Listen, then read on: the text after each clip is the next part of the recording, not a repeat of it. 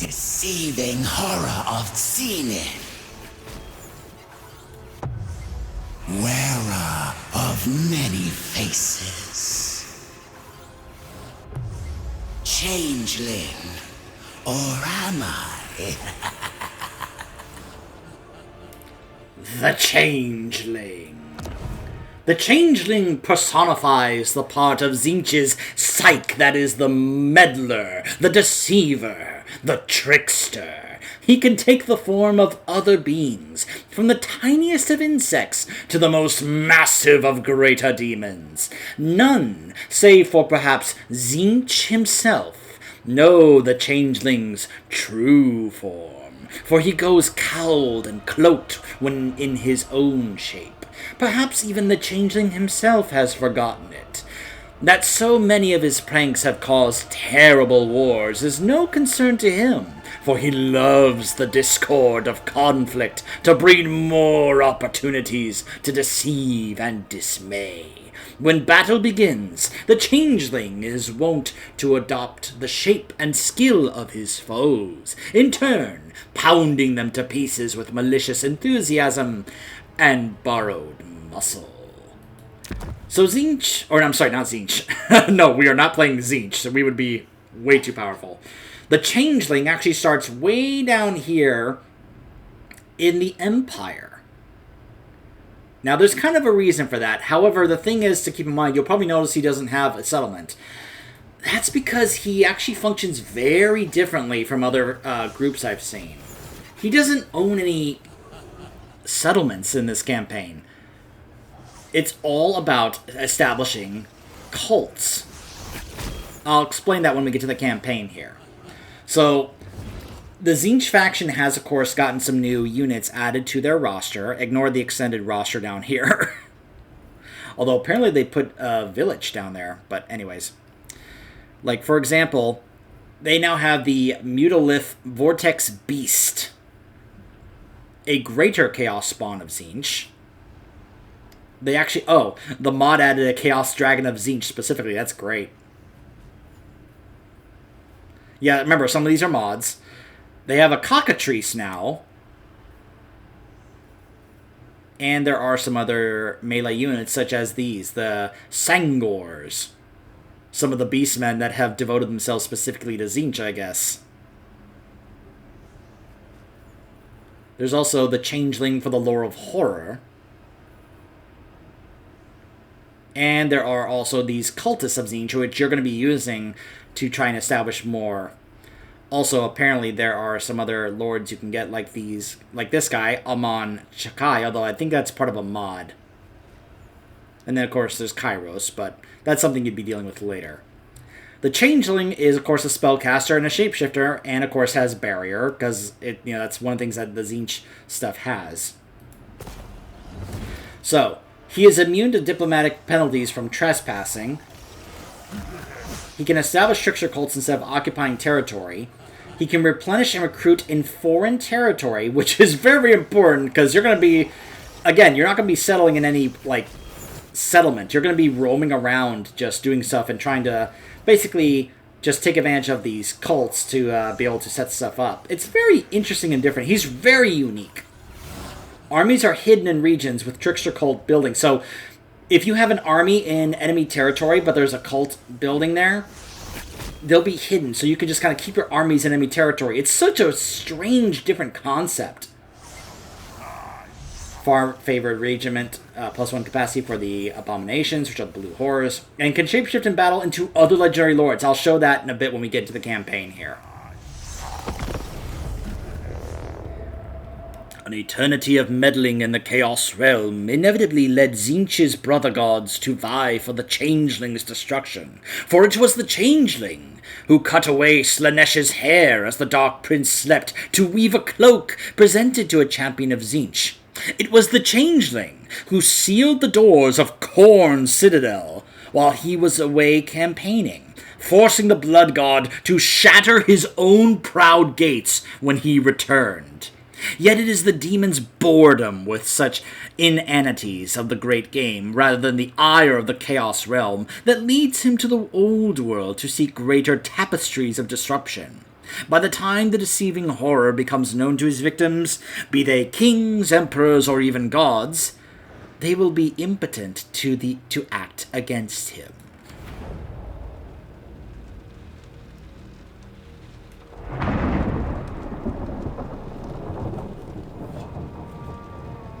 As the winds of change begin to stir, faint echoes can be heard.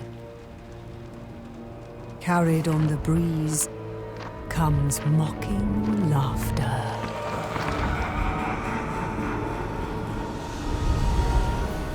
With a flair for mayhem and an eye for trouble, the changeling leaves a trail of chaos in his wake. Each prank to be savored as he weaves his tapestry of despair, watching as the mighty fall by their own hand. The trickster's schemes spare no fate. Let the games begin.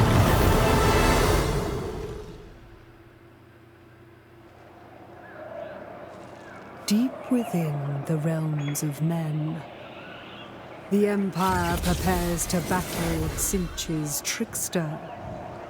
But to what end? For this deceiver of gods is already many moves ahead, pondering more prestigious pursuits.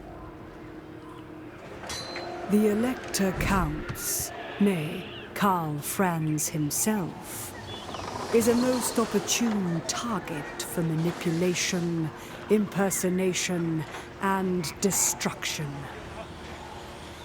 Whether as pawns or as demon fodder, nearby beast lords and ogre tyrants might also play a part in the changeling's schemes. He has no desire to supplant dominions here, only to topple them secretly from within. Many are the faces of chaos. So, like Osankya, I love the Changeling's voice actor. I love his voice. I love his laugh. I think the voice actor had a blast playing this character. The Changeling. Oh, sorry, I forgot to read this. The Changeling thrives on sowing discord by enacting devious schemes across the world's theaters of war. As Tzeentch's trickster, the Changeling revels in sowing disorder across the world via his methodical schemes. The Schemes panel is a hub for tracking all mischievous activity across a campaign. Each theater's minor scheme set the stage for its grand scheme, a chaotic culmination of mischief unraveled against the theater's main power. The Changeling must sufficiently destabilize the world via schemes in order to perform the most audacious prank of all, the ultimate scheme. Completing this masterstroke will earn the deceivers their campaign victory. So, this is the schemes panel. So, you'll see various different ones for different regions here. So, like, just for the area he's in right now, the Empire, there's various different ones here, such as destroy the following faction. Festus up there. Infiltrate any settlement in the Empire Theater with a trickster cult. Sack Altdorf, or construct a ravaging host, a tier 5 loot building there. Grand scheme, and then some of these other ones here, like win 15 land battles in the Empire Theater. The Sylvanian Rift, raise a Tzeentch corruption to 75 in Castle Drakenhof and maintain it until the following turn, so you can be able to get the Trickster Rift over there. 12 battles against the following race, the Dwarves, which gives you Impervious Skin, which is a ward save for all characters. Immune to Vampiric Attrition is the bonus there. Recruit rank, Casualty Replenishment, And then, of course, there's the grand scheme of the Empire, which is complete at least half of the theater's schemes and then win the grand scheme battle. The Empire will be unable to reinforce your armies in the ultimate scheme. That's the reward. The Empire's Elector Counts will descend into civil war. Obtain the form of a called Hellbrass. If you do not already have it, you get the Rune Blade. Another Trickster Rift, and surplus of supplies. Cult supplies plus 50 per turn. The ultimate scheme is you complete 3 of these grand schemes to unlock the ultimate scheme battle, which will be your reinforcements will be the World Walkers, the Laborers Rebels, and the Tzeentchian Cult against the Kislev forces, the Reichland, the Cathay forces, and the Dwarf forces. Now that's the ultimate scheme for the Empire.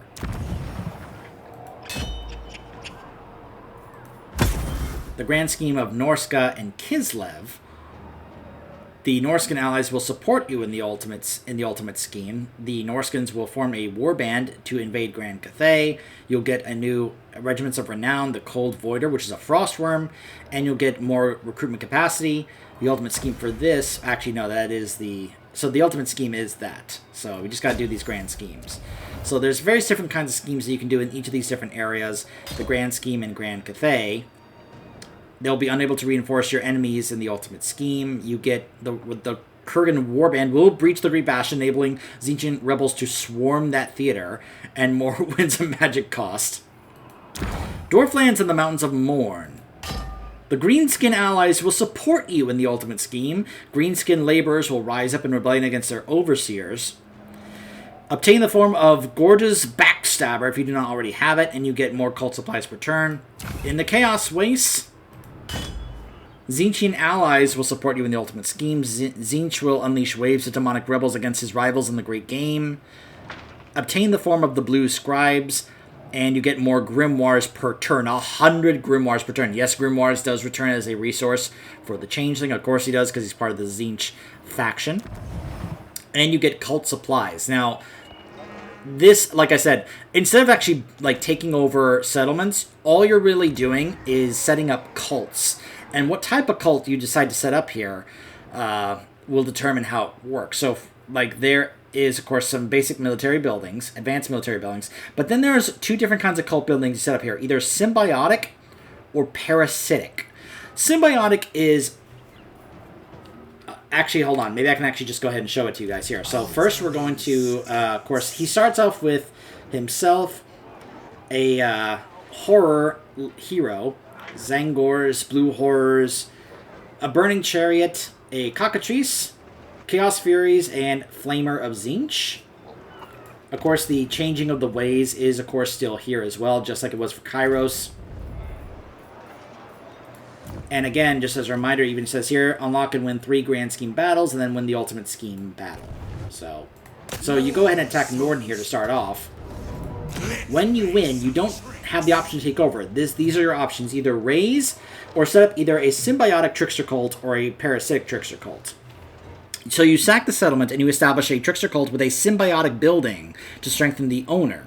You also steal wealth and damage buildings. Control is reduced and the previous owners will like you a lot less. Now, the parasitic one is different. It will actually...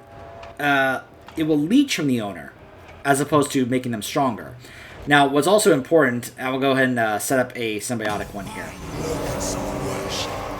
is, of course, the risk of discovery is, of course, a thing as well. Now, you just noticed that we just got a cultist here.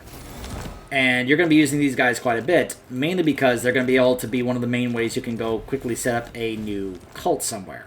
So, I can go send him over here, and I can decide which one I want to do. But, of course, the risk of discoverability is, of course, here just like it is with the Skaven. Here's the thing, though. The symbiotic ones are... the parasitic ones, you'll notice, have a much higher chance of actually getting discovered because you are causing harm to them and basically stealing from them. The parasitic ones have increased discoverability. So, you can be able to get more grimoires and cult supplies per turn and reduce their control and increase your corruption, but you'll have more discoverability, increase the amount of income. Chance to expand a cult to an adjacent region. An army of rebels hostile to everyone will arrive through a rift upon building completion for that reality wound. The summon is plundered upon building completion, stealing wealth and damaging the owner's buildings. More diplomatic relations and casualty replenishment, but more maintenance costs. Now, that's the parasitic stuff. The symbiotic ones, though, you'll notice have less discoverability. So you can actually set up a bunch of symbiotic buildings that will get you more stuff, increase their control, as well as reduce the amount of discoverability of your cult being found out and destroyed. You can increase the income, less discoverability. You can be able to set up the Twisted Volary, or rather the Bird Box, in order to be able to have the chance for it to get expanded to another cult, but you increase the discoverability. However, you set up the Court of Whispers and then the Parliament of Lies. You increase the diplomatic relations with the settlement owner you have over time, as well as the Winds of Magic increasing in strength when changing, and of course decrease your discoverability. Say that fast. Now, you can be able to set the Legion to the Changeling, which is an army loyal to the Changeling is summoned upon building completion. But what I'm basically getting at here is that if you want to make sure your cults don't get discovered and destroyed, symbiotic is probably the better way to go instead of parasitic. But that's up to you. Now, especially if you're wanting to also set up your military buildings to increase the amount of different units that you can be able to recruit. And remember, you don't have to be concerned about, like, oh, but, like, I'm creating armies in enemy... Like, even if I select this right here or this right here, even though it's owned by a different faction, I can still be able to now recruit a new army at this place, because you're never going to be owning any settlements as when you play as the Changeling. It's all about going around, setting up cults, make sure they don't get discovered, and then be able to set up your buildings and be able to spread corruption and do your schemes. That's how it works. It's such a different, unique way of playing. Now, if you liked the cult mechanic that were from the other Chaos God factions, like when you played as Slaanesh, then you may enjoy this one as well. Because it's very much just like the Changeling's never going to be in a settlement. He's always going to be like going around, setting up cults, doing other things. And even if he's just sitting here in enemy territory, he's replenishing, he can recruit units. Like, he can just function just going all around. And again, one of the things about the Changeling here is that your stuff won't get discovered. Like, it's showing that as his trait here, but the thing I want to... Yeah. There was the other thing I want to show, which was that your armies will not get discovered when you're in enemy territory. Trying to remember what exactly it was. It was a faction bonus, and it's not showing it here. Oh, and here's another cool, the other mechanic. You caught that he can shapeshift, right? So here are the various different, lords that you can be able to actually choose who you want to actually become. So, like, once I go defeat Festus, I can become Festus if I wanted, Because I can be able to be like, yep, I can see him on the map and go to him, and then when I do, if I beat him, I can be able to become his form in battle if I want. So it's a cool, like, extra little mechanic, like, hey, you don't have to worry about him just kind of like floating around as this vulnerable spellcaster. He can shapeshift into, like, a tough melee guy and take on other lords. It's a very interesting, fun way to play.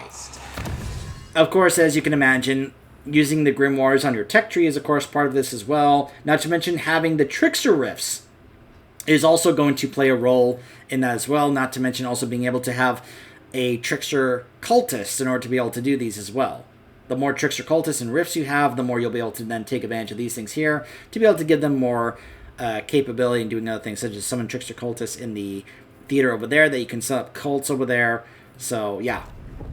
It's a different, unique way of playing. I'm not sure how much I'm going to be actually wanting to play this, because it seems a little like more complicated and tough and strategic compared to what I usually like to do. But I applaud its uniqueness, though. I think it's very interesting and unique. Tzeentch has not been one of my favorite factions to play in this game, even though I love the barrier mechanic. I think it's because the faction feels much more micro heavy and focused than the others do. And I'm not that great when it comes to micro in this game. So, yeah. So that is the Changeling in this DLC. Now, before we cut this off, I do want to address... I am, of course, not okay with how much this DLC is. Now, they're having it on sale right now, and I would say if you want to get this, put it on your wish list and wait for them to put it on sale. Like, when it's like... being priced at $25 is kind of nuts. They had it at a reduced cost for launch, but that'll go away at some point. But usually sales will come back when it comes to these kind of things. So put it on your wish list, wait for it to go on sale, and then pick it up if you want to try some of these new Legendary Lords. I think, yeah, gosh, Sega has really got to stop it with trying to make these DLCs extremely expensive. Because we know more is coming. We know more DLC is coming and more patches are coming for this game. They have a roadmap for more content for this game over the next, at least the next year or at least 2 years. So, yeah. I wasn't too happy about that. I hope that they reduce the price. I did this mainly to, of course, show it to you guys and try them out myself. But whether or not you want to get this, I would say hold off and wait until it's on sale. Especially if what I've shown you in these videos is not very appealing to you. You know, keep in mind, I also tend to play with mods. So whether or not, you know, my feeling about these is a little different. Because, of course, I play with mods to make the experience easier and better for me. But, you know. Anyways, that's the Shadows of Change DLC, and I will see you guys next time when some other new content or DLC or patches come out for this game. Stay tuned.